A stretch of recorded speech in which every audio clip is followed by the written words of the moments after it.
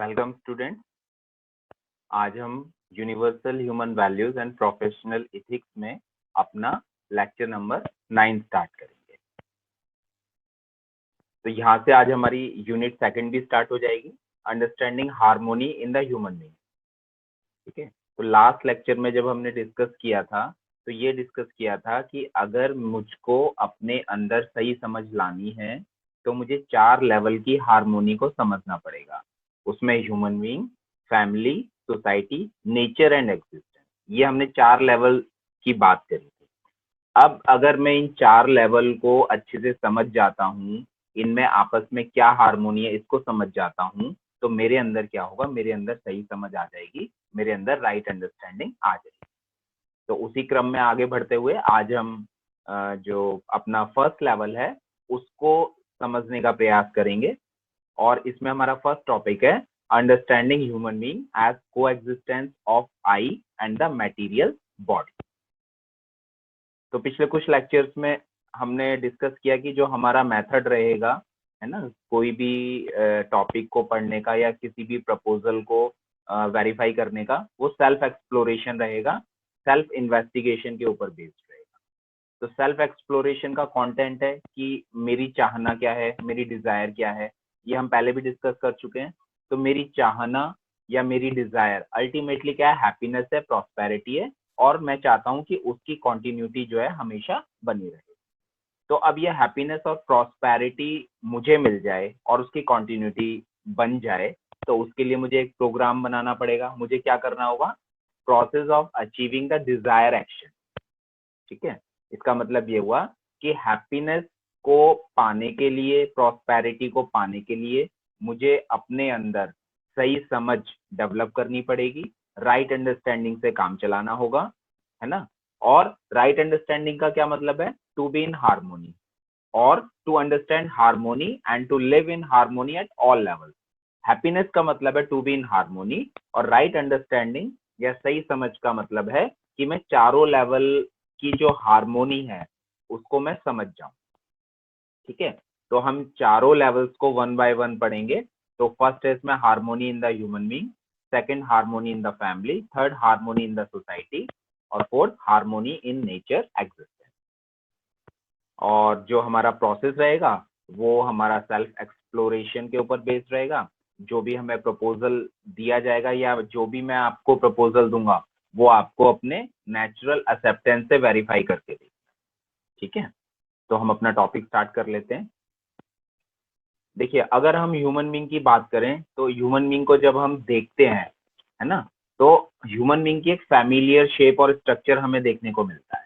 ठीक है, जितने भी ह्यूमन बीइंग है सबका फैमिलियर स्ट्रक्चर है, शेप है ना।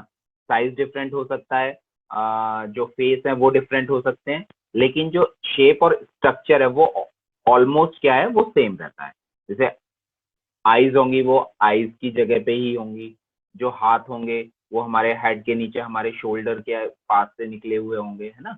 तो फैमिलियर शेप और स्ट्रक्चर है ह्यूमन बीइंग का। इसके अलावा जब हम देखते हैं कि ह्यूमन बीइंग के अंदर कई तरह की एक्टिविटीज हो रही हैं, जैसे हम देखने का काम करते हैं, हम बोलने का काम करते हैं, सुनने का काम करते हैं, या हम चलने का या खाने का काम करते हैं, तो हमें ऐसा प्रतीत होता है, हमें ऐसा महसूस होता है कि ह्यूमन बीइंग के अंदर एक अलाइवनेस है। ठीक है, खाली बॉडी नहीं है, हमें ऐसा लगता है कि ह्यूमन बीइंग के अंदर एक अलाइवनेस है जो इस ह्यूमन बॉडी को एक तरह से क्या कर रही है, चला रही है। तो उस अलाइवनेस को यहाँ पर क्या बोला गया है, जीवन बोला गया है। तो जितने भी ह्यूमन बीइंग है जनरली हम लेमन टर्म में बोल देते हैं कि वो जीवित है। जीवित का मतलब क्या है, ह्यूमन बीइंग के अंदर जीवन है। तो जो एक अलाइवनेस है ना, देखने का काम करते हैं हम लोग, बोलने का काम करते हैं, है ना, ये जितने हमने एग्जाम्पल लिखे हैं, उस अलाइवनेस को जीवन बोला है।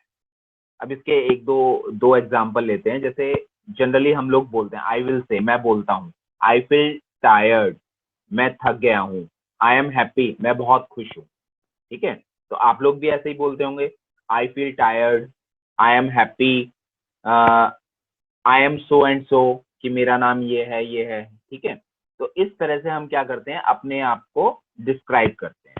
ठीक, मैं कभी ये नहीं कहता, I don't say my body is happy, या कभी किसी को कहते हुए आपने सुना हो कि मेरी बॉडी जो है वो हैप्पी है, ऐसा कोई नहीं बोलता। सिंपली बोलते हैं कि मैं आज बहुत खुश हूँ, या मैं दुखी हूँ, या मैं थका हुआ महसूस कर रहा हूँ। और ऊपर जो हमने एग्जाम्पल दिए हैं उसमें भी मैं देख रहा हूँ, है ना, मैं बोल रहा हूँ, मैं सुन रहा हूँ। कभी ये नहीं कहते मेरे कान सुन रहे हैं, ठीक है। जनरल लैंग्वेज में जब हम बोलते हैं मैं खा रहा हूँ, ठीक है। तो यहाँ से आपको एक अलग ह्यूमन बीइंग नजर आएगा। वो कैसे नजर आएगा उसको हम देख लेते हैं कि ह्यूमन बीइंग के अंदर एक तो बॉडी हो गई, और दूसरा ह्यूमन बीइंग के अंदर एक अलाइवनेस हो गई, जीवन हो गया, ठीक है। तो जैसे जनरल आम बोलचाल में हम बोल देते हैं कि अगर जीवन नहीं है बॉडी के अंदर तो बॉडी किसी काम की नहीं है ना। तो उस बॉडी को चलाने के लिए हमारे पास क्या है, या ह्यूमन बीइंग के अंदर क्या है, अलाइवनेस है, जीवन, ठीक है। और अलाइवनेस और जीवन को यहां पर हम बोल रहे हैं आई, आई मतलब मैं, ठीक है। इज कॉल्ड कॉन्शियसनेस, चेतना, जीवित, चेतना, कॉन्शियसनेस, अलाइवनेस, जीवन, सेल्फ और आई।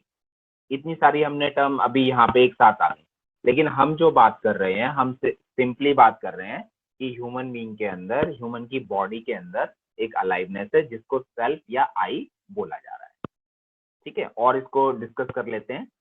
ह्यूमन बीइंग इज द को existence of self and body. Human being जो है वो अकेला ह्यूमन बीइंग नहीं है।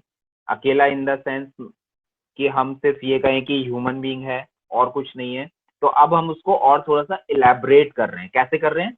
ह्यूमन बीइंग इज द को existence of self and body, ठीक है। ह्यूमन बीइंग जो है वो सेल्फ और बॉडी का को एग्जिस्टेंस है। को एग्जिस्टेंस का मतलब होता है सह अस्तित्व, साथ साथ। तो जब भी ह्यूमन बीइंग होगा, जहां पे भी ह्यूमन बीइंग होगा, या जिस भी ह्यूमन बीइंग को आप देखते हो, उसके अंदर एक तो बॉडी होगी जो हमें दिखाई दे रही है, और एक पार्ट जो होगा अलाइवनेस होगी उसके अंदर, जिसको हम सेल्फ या आई बोल रहे हैं, ठीक है। दोनों में अभी डिफरेंशिएट हम लोग धीरे धीरे कर रहे हैं। आपने किसी ह्यूमन बीइंग को देखा, या ह्यूमन बीइंग को ना भी देखा, आपने अपने लिए देखिए, अपने लिए इसका सेल्फ एक्सप्लोरेशन करिए कि आपकी अपनी बॉडी है और आपकी बॉडी के अंदर एक अलाइवनेस है। तो उस अलाइवनेस को हम बोल रहे हैं सेल्फ, और बाकी की जो बॉडी है उसको तो हम देख ही पा रहे हैं, है ना। सेल्फ और बॉडी दोनों साथ साथ रहते हैं, और सेल्फ और बॉडी के बीच में इंफॉर्मेशन का एक्सचेंज होता है। सेल्फ से इंफॉर्मेशन बॉडी में जाती है और बॉडी से इंफॉर्मेशन सेल्फ में आती है। तो इसका एक सिंपल सा एग्जांपल ले लेते हैं। जैसे आप लोग चल रहे हैं, पैर में आपने कुछ नहीं पहना है, तो अचानक से आपके पैर के नीचे क्या है, कांटा आ जाता है। तो तुरंत बॉडी से वो इंफॉर्मेशन सेल्फ में जाती है। सेल्फ उसके बेस पे उसको रिकॉग्नाइज करके, पहचान के, बॉडी को फिर इंफॉर्मेशन देता है कि ये जो कांटा है ये खतरनाक हो सकता है, बॉडी के लिए हार्मफुल हो सकता है, तो वहां से पैर हटा लिया जाए। और तुरंत ही हम क्या करते हैं, पैर को वहां से हटा लेते हैं। तो इस तरह से बॉडी क्या हो रही है हमारी, उस कांटे से सेफ हो जाती है, ठीक है। तो सेल्फ और बॉडी में क्या हो रहा है, इंफॉर्मेशन का एक्सचेंज हो रहा है।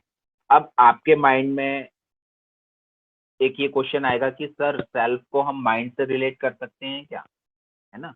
तो अब यहाँ पे एक मैं आपको जो इम्पोर्टेंट बात बताने जा रहा हूँ वो ये है कि सेल्फ को हम माइंड से रिलेट नहीं करेंगे, सेल्फ को हम आत्मा से रिलेट नहीं करेंगे, है ना। और सेल्फ को हम सोल से रिलेट नहीं करेंगे, ठीक है।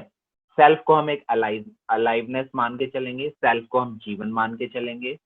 सेल्फ और बॉडी मिलके ह्यूमन बीइंग बनाते हैं। सेल्फ और बॉडी जो है आपस में साथ साथ रहते हैं, दोनों के बीच में कोएग्जिस्टेंस है, और दोनों के बीच में इंफॉर्मेशन जो होती है वो एक्सचेंज होती है, ठीक है। अब हमने ह्यूमन बीइंग को दो पार्ट में एक्चुअली डिवाइड कर लिया कि ह्यूमन बीइंग सेल्फ और बॉडी का बना हुआ है। तो सेल्फ अलग है, बॉडी अलग है। अब ये आपको इस तरीके से नेचुरली इसको एक्सेप्ट करना है या एक्सेप्ट नहीं करना, इसको पहले आपको वेरीफाई करके देखना है कि आप वाकई में ऐसा है।